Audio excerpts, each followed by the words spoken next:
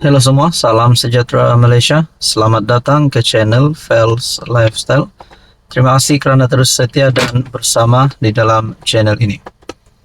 Saudara-saudara yang saya amat hormati, selepas Sabah ataupun Malaysia digemparkan berkaitan dengan skandal rasuah berjemaah melibatkan beberapa nama adun dan juga melibatkan kepimpinan tertinggi kerajaan negeri Sabah, termasuk nama Ketua Menteri Sabah ada disebut, nama timbalan Ketua Menteri Sabah juga ada disebut.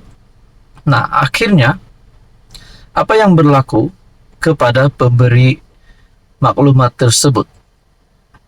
Akhirnya ini adalah satu pengakuan terkini pemberi maklumat. Adakah dengan pengakuan terkini daripada pemberi maklumat ini akan mendedahkan siapa yang benar-benar bersalah?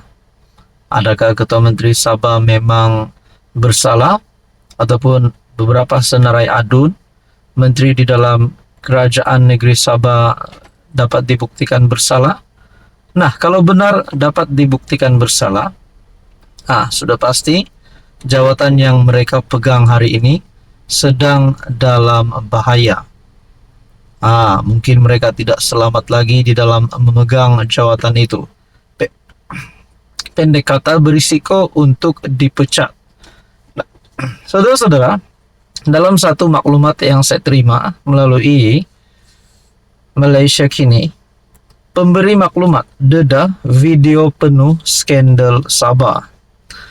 Dalam perkembangan terkini skandal rasuah yang didakwa berlaku di Sabah, pemberi maklumat mendedahkan rakaman video penuh yang melibatkan beberapa adun. Pemberi maklumat mendakwa video itu merakam perbincangan mengenai pemulangan wang suapan yang diberikan kepada ahli politik untuk mendapatkan sokongan bagi permohonan lesen penerokaan perlombongan. Rakaman tersebut yang dibuat pada Januari tahun ini berlaku selepas pembatalan lesen itu. Pendedahan video-video ini dibuat tidak lama selepas peguam terkenal Muhammad Syafi Abdullah mengumumkan penglibatannya dalam kes ini. Saudara-saudara yang saya amat hormati, berkaitan dengan isu ini, kenapa dedah pada media bukan SPRM? Syafi menekankan bahawa pihak berkuasa perlu memutuskan apa yang lebih penting dari segi kepentingan awam dan tanggungjawab mereka. Adakah mereka patut mendakwa seorang ahli perniagaan yang menawarkan rasuah, atau sepatutnya memberi fokus untuk membantras ahli politik korup yang menyalahgunakan jawatan awam?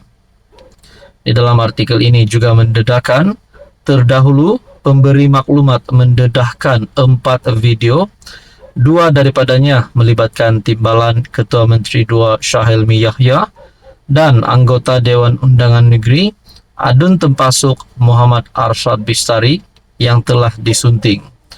2 lagi video penuh adalah mengenai bekas Ketua Eksekutif Sabah Mineral Management John T. Enggihon dan Adun Kemabong Rubin Balang.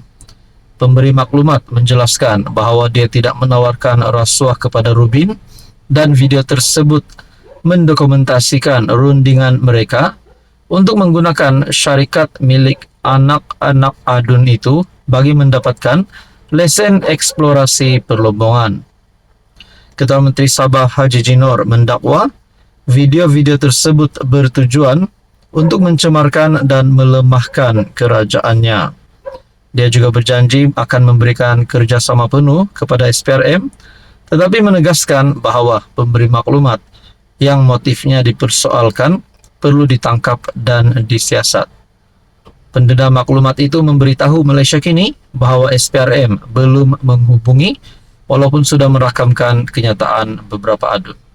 Itulah menjadi persoalannya, siapa yang bersalah sebenarnya. Nah, tuan-tuan, berkaitan dengan isu ini, adakah ini permulaan kepada kejatuhan Ketua Menteri Sabah Haji Jinor sekiranya beliau benar-benar didapati bersalah dalam case ini. Apa komen Anda? Halo semua, salam sejahtera Malaysia, tuan-tuan dan puan yang saya amat hormati. Nah, berkaitan dengan skandal rasuah di Sabah yang menjadi viral di media sosial, terutamanya rakyat Sabah yang kini bercakap tentang skandal rasuah ini. Ada yang kata ini konspirasi politik, ada yang kata pihak ini bersalah, pihak yang satu bersalah, dan macam-macam pandangan. Sehingga kan ada yang berkata Ketua Menteri Sabah hari ini sekiranya benar didapati bersalah, sepatutnya diganti ataupun pecat ataupun letak jawatan.